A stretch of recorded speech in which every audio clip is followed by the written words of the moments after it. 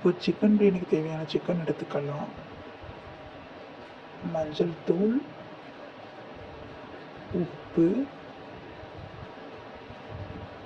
சேர்த்து நல்லா கிளறி விட்டுருங்க. அப்போ தான் சிக்கனோட பச்சை வாசனை இல்லாமல் இருக்கும். பிரியாணி பண்ணுறதுக்கு நான் 2 கப் அரிசி எடுத்திருக்கேன். தண்ணி ஊற்றி நல்லா ஊற வச்சுருங்க.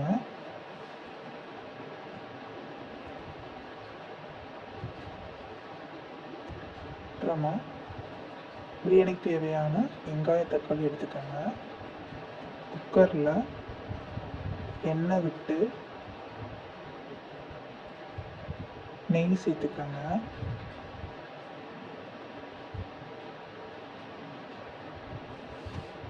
அப்புறமா பட்டை, கல்பாசி, பிரியாணி இலை, சோம்பு, கிராம்பு, வெங்காயம், தக்காளி, புதினா மல்லி எல்லாம் சேர்த்து நல்லா கிளறி விட்டுருங்க. அப்புறமா தேவையான அளவு உப்பு, இஞ்சி பூண்டு பேஸ்ட்டு,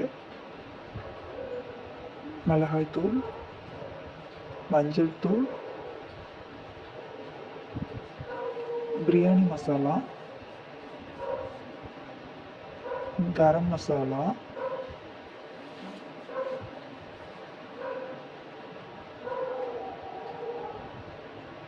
எல்லாம் சேர்த்து நல்லா கிளறி விட்டோங்க. கருவேப்பிலை போட்டுருங்க.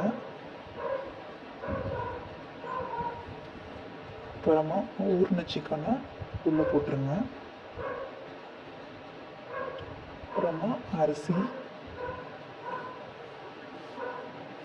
அதுக்கு 4 கிளாஸ் தண்ணி ஊற்றிருக்கேன்.